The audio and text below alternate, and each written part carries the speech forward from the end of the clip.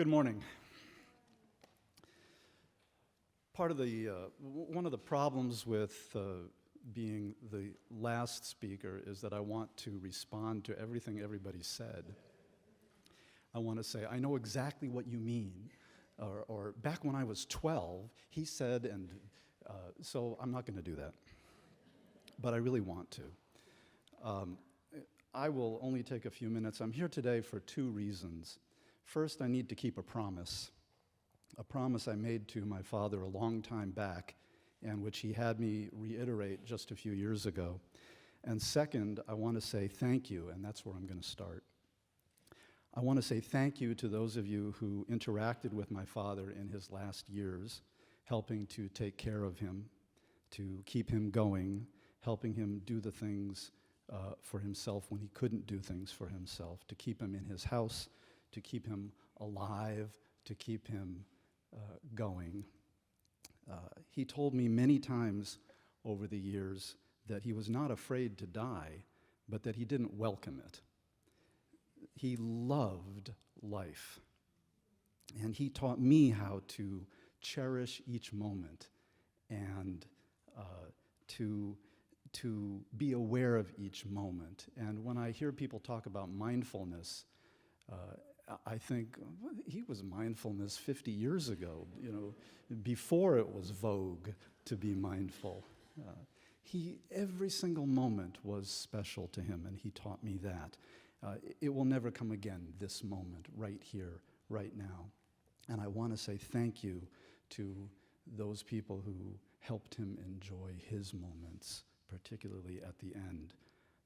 He was grateful to you, I know that, and so am I. Kai Nelson, Rob Parker, Joe Steinberg, thank you so much for everything that you did, not just in the last moments, but throughout. You helped him in ways that I know about, in ways that only he knew about, and you helped him in ways that he didn't know about as well. And so I'm grateful for that. His caregivers, Nola and Aldine, thank you so much. And you were also very kind to me when I came, and I'm grateful to you. He told me many times, privately, when you weren't in the room, what superb care you took of him. And he was so, grateful is too mild a word for it, so I thank you very much.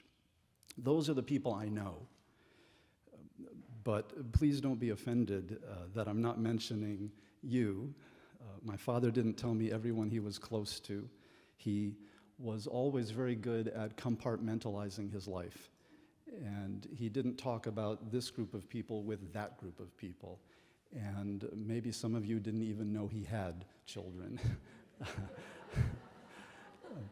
And it didn't mean that he didn't care about us or that he didn't care about you, but that's how he was. He was focused on the right now, and this is what was important to him. So please don't be offended that I'm not mentioning you. I'm sure that there were other people he was very close to that he didn't mention to me. He rarely spoke about people at all. And I know that he felt great satisfaction with the Focusing Institute. He was very pleased that the Institute was carrying forward his work, advancing and promoting his thinking. It sometimes happens when an accomplished person dies that the family gets very nervous about the legacy, and there's all sorts of we better make sure that the legacy is protected and so on. But from what I can tell, he was very content with the direction that the Institute was taking, advancing his work. So thank you, Catherine. And thank you to all of you, whether working in the Institute or outside of it, for advancing his work. The second reason, or first, that I am here is to keep that promise I made to him. And to put it into context, I want to begin with a story. When I was in college back in the late 70s or early 80s, I took a minor in philosophy, not because he made me. And I remember one particular class, and after that class one day, the professor took me aside. Now, this was back in the late 70s, early 80s. And the professor said to me, "Are you related to Eugene T. Gendlin?" "Yes, he's my father." And my professor said, "I've read his work. He's brilliant. He's going to be famous. His work is innovative and creative and just brilliant. He's incredibly smart." And I said, "Well, I'll tell him you said that. He'll be very pleased to hear it." I said, "But I hope you don't expect me to live up to that."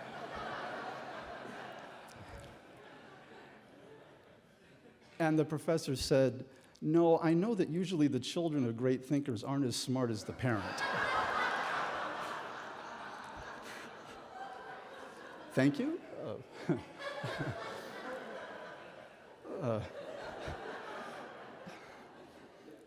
My father never put pressure on me to live up to some image that he had of me or that I may have had of him. And I don't know, maybe sons always try to live up to their fathers, but if that's true for me, then, and I don't think it is, it certainly didn't come from him. I did get a PhD, but I felt absolutely no pressure from him to do so. He was kind, he was gentle, and he never wanted me to be like him. He never wanted me to be like him. I remember when I was 6 and I couldn't sleep, and I went downstairs and I crawled onto his lap because he would sit there reading with a single light on in the room. The rest of the room was dark, and he had the light, and he would be reading. I crawled onto his lap, and he would talk to me, and then I would say, "I want to be just like you when I grow up." And he said, "No, you don't." He said, "You want to be just like you." He was devoted, a devoted father, dedicated to making sure that I grew up into my own person, living up to my own standards, independent of whatever shadow a parent might cast. I can't speak for his other children, only for myself, but I found him caring and compassionate and generous. If I asked for something small, he would try to get the largest one possible. If I developed an interest in something that was either not up to him or beyond him, he still tried to make sure that I got what I needed. And so I became a Star Trek fan, a sports fan, go Cubs, sports, CB radios back were a thing in the 70s. And of course, these were things that were just not in his universe. But he always made sure that if it was in my universe, I was able to explore it and get it because it was part of who I was. And of course, I'm no longer interested in CB radios.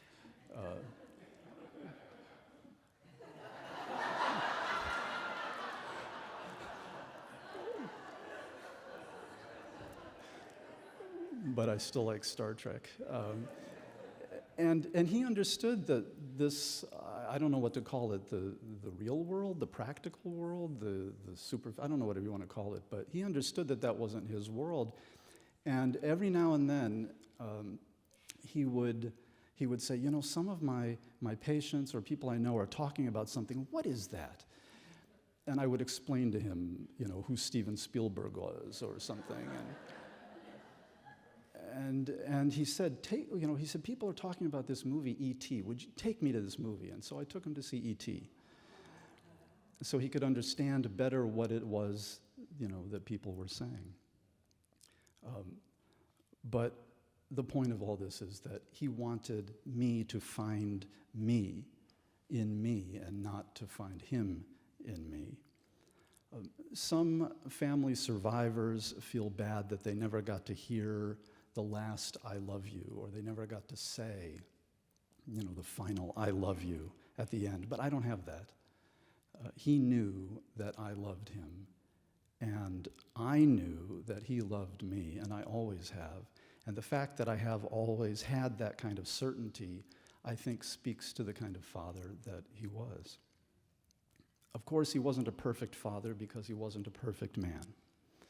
Like all of us, he had his flaws, and sometimes those human flaws got in the way. And yet that being human was important to him.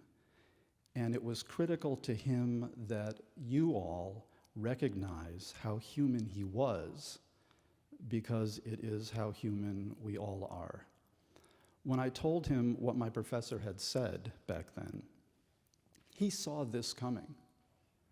Even back then, he said that focusing would spread, because how could it not? And people would say great things about this great man when he passed away. And he wanted to make sure of something. He said, when someone does something great and influences people and then dies, the tendency is to make that person bigger than life, into an idol or an icon, to say only good things and maybe even exaggerate them. But he wanted everyone to know that he was a person, and that being a person with flaws was essential to accomplishing what he did. And to prove how human he was, he made me promise to remind you that he was divorced and that he smoked.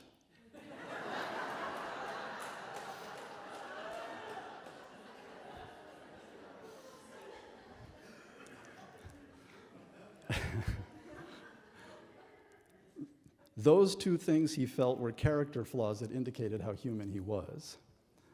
And of course, there were others, because he was a real person. The way I see it, he didn't just develop focusing for other people. He couldn't have. He practiced what he taught every day. Doing so not only helped him as a person, as it does everyone, it must also have helped him refine his thinking about his thinking and figure out how to explain focusing and develop it and apply it in other places as well. I'm not an expert in this area. You all are the experts. But I'm pretty sure focusing helped him to live so long. He didn't let his bad feelings, his flaws, consume him. My mother's mother, not Mary, but my mother, Fran, her mother was the meanest human being on the planet. Perhaps. She was mean to her family, she was mean to her children, she was mean to me, she was mean to her friends, she was mean to her husbands. Just mean. And when she died at the age of 90, many years ago, my father said, well, that's how she lived so long. She didn't keep it inside her.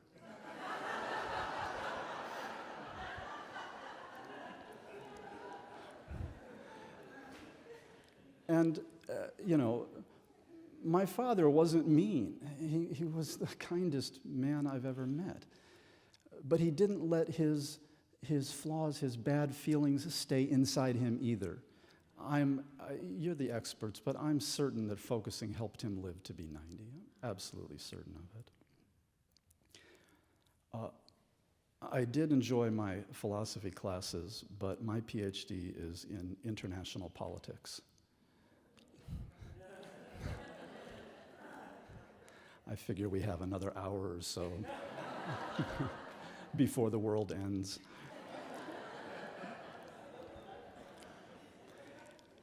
And it may be that I went in that direction because my father used to talk to me about history when I was small. While other kids were learning about adjectives and nouns, I was hearing about the rise of fascism in Europe, or the War of 1812.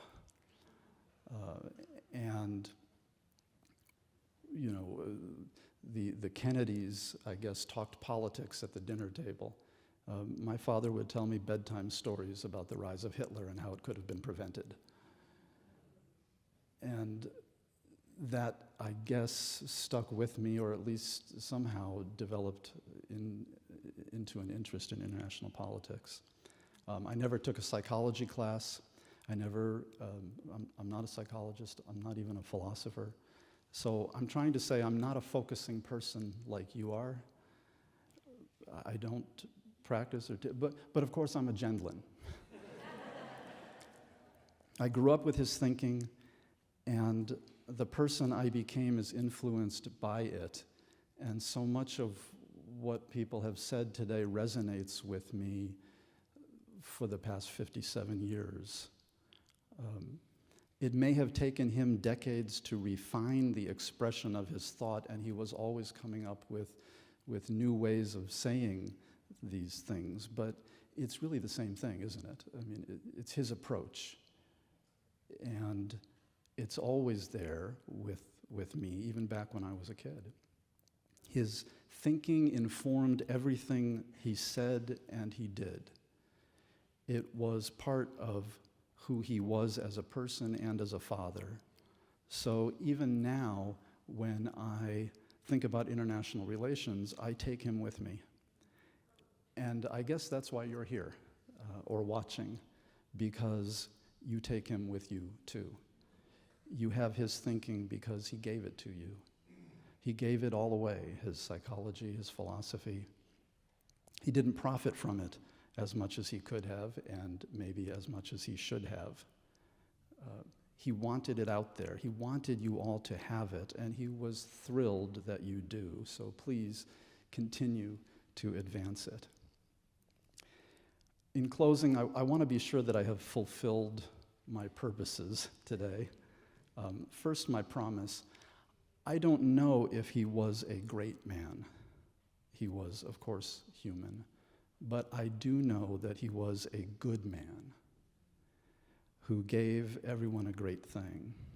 He was a real person, and in my view, that being human was essential to his entire philosophy and to his being a good father as well. And second, I want to be sure that you know individually